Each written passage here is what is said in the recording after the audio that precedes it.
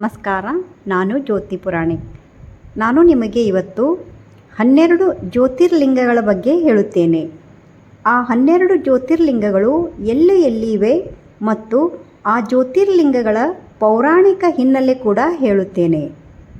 ಆ 12 ಜ್ಯೋತಿರ್ಲಿಂಗಗಳ ದರ್ಶನ ಮಾಡಿದರೆ ಅಪಾರ ಪುಣ್ಯ ಸಿಗುತ್ತದೆ ಎಂದು ಪುರಾಣಗಳಲ್ಲಿ ಹೇಳಲಾಗಿದೆ. ಹಾಗೆ ಅವುಗಳ ಹೆಸರುಗಳನ್ನು ಕೇಳಿದರೆ ಕೂಡ ನಮಗೆ ಪುಣ್ಯ ಸಿಗುತ್ತದೆ. ಹಾಗಾದರೆ ವಿಡಿಯೋ ಕೊನೆ ತನಕ ನೋಡಿರಿ. ಈ 12 ಜ್ಯೋತಿರ್ಲಿಂಗಗಳ ಬಗ್ಗೆ ತಿಳಿದುಕೊಳ್ಳಿ. ನಮ್ಮ ಹಿಂದೂ ಧರ್ಮದಲ್ಲಿ 12 ಜ್ಯೋತಿರ್ಲಿಂಗಗಳು ಬಹಳ ಪವಿತ್ರವಾದ ಶಿವಕ್ಷೇತ್ರಗಳಾಗಿವೆ. ಜ್ಯೋತಿರ್ಲಿಂಗ ಎಂದರೆ ಪ್ರಕಾಶ ರೂಪದಲ್ಲಿ ಪ್ರಕಟವಾದ ಶಿವಲಿಂಗ. ಪುರಾಣಗಳ ಪ್ರಕಾರ ಶಿವನು ತನ್ನ ದಿವ್ಯ ಜ್ಯೋತಿಯ ರೂಪದಲ್ಲಿ ಪ್ರಕಟವಾದ ಸ್ಥಳಗಳೇ ಜ್ಯೋತಿರ್ಲಿಂಗಗಳು. ನಮ್ಮ ಭಾರತ ದೇಶದ ವಿವಿಧ ಭಾಗಗಳಲ್ಲಿ 12 ಜ್ಯೋತಿರ್ಲಿಂಗಗಳು ಇವೆ. ಅವುಗಳ ದರ್ಶನ ಮಾಡಿದರೆ ಅಪಾರ ಪುಣ್ಯ ಸಿಗುತ್ತದೆ ಎಂದು ನಂಬಿಕೆ ಕೂಡ ಇದೆ. ಹಾಗಾದರೆ ಆ 12 ಜ್ಯೋತಿರ್ಲಿಂಗಗಳು ಯಾವ್ಯಾವು ಮತ್ತು ಎಲ್ಲಿ ಇವೆ ಎಂದು ನೋಡೋಣ. ಮೊದಲನೆಯದು ಸೋಮನಾಥ ಟೆಂಪಲ್. ಇದು ಮೊದಲ ಜ್ಯೋತಿರ್ಲಿಂಗ. ಇದು ಗುಜರಾತ್ ರಾಜ್ಯದ ಪ್ರಭಾಸ್ ಪಟ್ಟಣದಲ್ಲಿ ಇದೆ. ಈ ದೇವಾಲಯವನ್ನು ಹಲವಾರು ಬಾರಿ ಆಕ್ರಮಣಕಾರರು ಧ್ವಂಸ ಮಾಡಿದರು, ಆದರೆ ಮತ್ತೆ ನಿರ್ಮಾಣವಾಯಿತು. ಇದರ ಕಥೆ, ಚಂದ್ರದೇವನು ತನ್ನ ಶಾಪ ನಿವಾರಣೆಗೆ ಇಲ್ಲಿ ಶಿವನನ್ನು ಆರಾಧಿಸಿದನು ಎಂದು ಪುರಾಣಗಳಲ್ಲಿ ಹೇಳಲಾಗಿದೆ. ಎರಡನೆಯದು ಮಲ್ಲಿಕಾರ್ಜುನ್ ಜ್ಯೋತಿರ್ಲಿಂಗ. ಇದು ಆಂಧ್ರ ಪ್ರದೇಶದ ಶ್ರೀಶೈಲ ಪರ್ವತದಲ್ಲಿ ಇದೆ. ಇದು ಶಕ್ತಿಪೀಠವೂ ಆಗಿದೆ. ಆದ್ದರಿಂದ ಇಲ್ಲಿ ಶಿವ ಪಾರ್ವತಿ ಇಬ್ಬರಿಗೂ ಪೂಜೆ ಮಾಡಲಾಗುತ್ತದೆ. ಶಿವ ಮತ್ತು ಪಾರ್ವತಿ ತಮ್ಮ ಮಗ ಕಾರ್ತಿಕೇಯನ್ನು ಸಮಾಧಾನಪಡಿಸಲು ಇಲ್ಲಿ ಬಂದರು ಎಂದು ಪುರಾಣಗಳಲ್ಲಿ ಹೇಳಲಾಗಿದೆ. ಮೂರನೆಯದು ಮಹಾಕಾಳೇಶ್ವರ್ ಜ್ಯೋತಿರ್ಲಿಂಗ. ಇದು ಮಧ್ಯಪ್ರದೇಶದ ಉಜ್ಜಯಿನಿಯಲ್ಲಿದೆ. ಇಲ್ಲಿನ ಜ್ಯೋತಿರ್ಲಿಂಗದ ಮಹತ್ವ, ಇಲ್ಲಿ ಶಿವನು ಕಾಲದ ಅಧಿಪತಿ ರೂಪದಲ್ಲಿ ಪೂಜಿಸಲ್ಪಡುತ್ತಾನೆ. ಇಲ್ಲಿನ ಭಸ್ಮಾರತಿ ಬಹಳ ಪ್ರಸಿದ್ಧ. ಇದನ್ನು ನೋಡಲು ಜನರು ಎಲ್ಲಿಂದಲೂ ಬರುತ್ತಾರೆ. ನಾಲ್ಕನೆಯದು ಓಂಕಾರೇಶ್ವರ್ ಟೆಂಪಲ್. ಓಂಕಾರೇಶ್ವರ್ ಜ್ಯೋತಿರ್ಲಿಂಗ. ಇದು ನರ್ಮದಾ ನದಿಯ ಮಧ್ಯದ ದ್ವೀಪದಲ್ಲಿ ಇದೆ. ಈ ದ್ವೀಪದ ಆಕಾರ ಓಂ ರೂಪದಲ್ಲಿದೆ ಎಂದು ಹೇಳಲಾಗುತ್ತದೆ. ಇಲ್ಲಿ ಶಿವನು ಓಂಕಾರ ರೂಪದಲ್ಲಿ ಪೂಜಿಸಲ್ಪಡುತ್ತಾನೆ. ಐದನೆಯದು ಕೇದಾರ್ನಾಥ್. ಇದು ಹಿಮಾಲಯ ಪರ್ವತಗಳಲ್ಲಿ ಇದೆ. ಈ ಜ್ಯೋತಿರ್ಲಿಂಗದ ಹಿನ್ನೆಲೆ, ಮಹಾಭಾರತ ಯುದ್ಧದ ನಂತರ ಪಾಂಡವರು ತಮ್ಮ ಪಾಪ ಪರಿಹಾರಕ್ಕಾಗಿ ಶಿವನನ್ನು ಹುಡುಕಿದ್ದರು.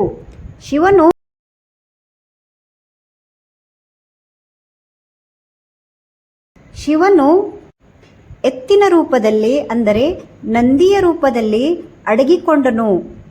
ಆದರೆ ಭೀಮನು ಹಿಡಿದಾಗ ಅದು ಭೂಮಿಯಲ್ಲಿ ಅಡಗಿತ್ತು. ಅದರ ಬೆನ್ನು ಭಾಗವೇ ಕೇದಾರ್ನಾಥ್ ಜ್ಯೋತಿರ್ಲಿಂಗವಾಗಿ ಕಾಣಿಸಿಕೊಂಡಿತ್ತು.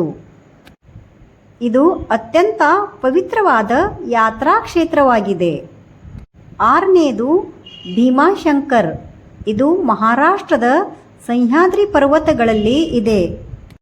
ಇದರ ಕಥೆ, ಭೀಮಾಸುರ್ ಎಂಬ ರಾಕ್ಷಸನು ಭಕ್ತರನ್ನು ಕಿರುಕುಳ ನೀಡುತ್ತಿದ್ದನು. ಶಿವನು ಅವನನ್ನು ಸಂಹರಿಸಿ ಅಲ್ಲಿ ಭೀಮಾಶಂಕರ್ ಜ್ಯೋತಿರ್ಲಿಂಗವಾಗಿ ಪ್ರತ್ಯಕ್ಷನಾದನು. ಏಳನೆಯದು ಕಾಶಿ ವಿಶ್ವನಾಥ್. ಇದು ಕಾಶಿ ನಗರದಲ್ಲಿ ಇದೆ. ಇದು ಶಿವನ ಅತ್ಯಂತ ಪವಿತ್ರ ಕ್ಷೇತ್ರಗಳಲ್ಲಿ ಒಂದು. ಇಲ್ಲಿನ ವಿಶೇಷತೆ ಏನೆಂದರೆ, ಇಲ್ಲಿ ಮರಣ ಹೊಂದಿದವರಿಗೆ ಮೋಕ್ಷ ದೊರೆಯುತ್ತದೆ ಎಂದು ನಂಬಿಕೆ ಇದೆ. ಭಕ್ತರ ರಕ್ಷಣೆಗೆ ಶಿವನು ಇಲ್ಲಿ ವಿಶ್ವನಾಥ ಜ್ಯೋತಿರ್ಲಿಂಗವಾಗಿ ವಾಸಿಸುತ್ತಾನೆ ಎಂದು ಹೇಳಲಾಗಿದೆ. ಎಂಟನೆಯದು ತ್ರಿಂಬಕೇಶ್ವರ್. ಇದು ಗೋದಾವರಿ ನದಿಯ ಮೂಲ ಇಲ್ಲಿಯೇ ಇದೆ ಎಂದು ಹೇಳಲಾಗಿದೆ. ಇಲ್ಲಿನ ಮಹತ್ವ: ಇಲ್ಲಿ ಬ್ರಹ್ಮ, ವಿಷ್ಣು ಮತ್ತು ಶಿವ ಮೂವರು ಒಂದೇ ಲಿಂಗದಲ್ಲಿ ಪೂಜಿಸಲ್ಪಡುತ್ತಾರೆ. 9ನೇದು ವೈದ್ಯನಾಥ್ ಜ್ಯೋತಿರ್ಲಿಂಗ. ಇದರ ಮಹತ್ವ: ರಾವಣನು ಶಿವನನ್ನು ಲಂಕೆಗೆ ಕರೆದುಕೊಂಡು ಹೋಗಲು ಪ್ರಯತ್ನಿಸಿದನು. ಇಲ್ಲಿ ಶಿವನು ವೈದ್ಯನಾಥ್ ಅಂದರೆ ರೋಗಗಳನ್ನು ನಿವಾರಿಸುವ ದೇವರು. ವೈದ್ಯನಾಥ್ ಎಂದು ಪೂಜೆ ಮಾಡಲಾಗುತ್ತದೆ. 10ನೇದು ನಾಗೇಶ್ವರ್ ಜ್ಯೋತಿರ್ಲಿಂಗ. ಇದು ದ್ವಾರಕದ ಸಮೀಪ ಇದೆ. ಇದರ ಮಹತ್ವ: ಇದು ನಾಗದೇವತೆಗಳ ಆಶೀರ್ವಾದ ಪಡೆದ ಶಿವಕ್ಷೇತ್ರ. ನಾಗೇಶ್ವರ ಜ್ಯೋತಿರ್ಲಿಂಗದ ಕಥೆ: ಶಿವನು ತನ್ನ ಭಕ್ತನನ್ನು ದಾರುಕ ಎಂಬ ರಾಕ್ಷಸನು ಬಂಧಿಸಿದನು.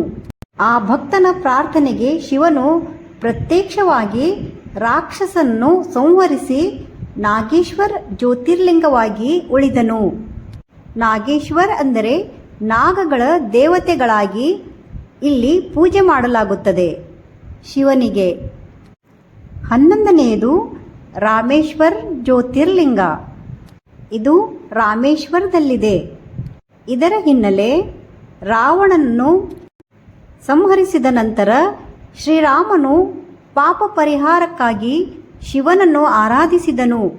ಅವನು ಇಲ್ಲಿ ಶಿವಲಿಂಗವನ್ನು ಪ್ರತಿಷ್ಠಾಪಿಸಿದನು. ಅದೇ ರಾಮೇಶ್ವರ್ ಜ್ಯೋತಿರ್ಲಿಂಗ.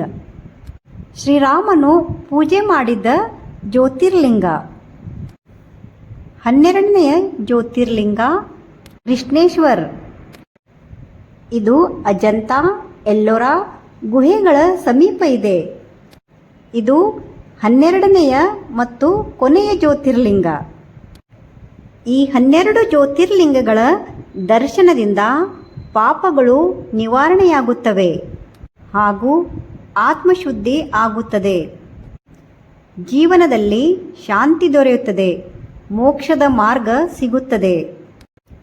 ಶಿವಪುರಾಣದ ಪ್ರಕಾರ ಈ 12 ಜ್ಯೋತಿರ್ಲಿಂಗಗಳನ್ನು ಸ್ಮರಿಸಿದ್ದರೂ ಪುಣ್ಯ ದೊರೆಯುತ್ತದೆ ಎಂದು ಹೇಳಲಾಗಿದೆ. ಈ 12 ಜ್ಯೋತಿರ್ಲಿಂಗಗಳು ಶಿವನ ದಿವ್ಯ ಶಕ್ತಿಯ ಪ್ರತೀಕ. ನಿಮಗೆ ನನ್ನ ಈ ಮಾಹಿತಿ ಇಷ್ಟವಾದಲ್ಲಿ ಲೈಕ್, ಶೇರ್, ಸಬ್ಸ್ಕ್ರೈಬ್ ಮಾಡಿ. ಧನ್ಯವಾದ.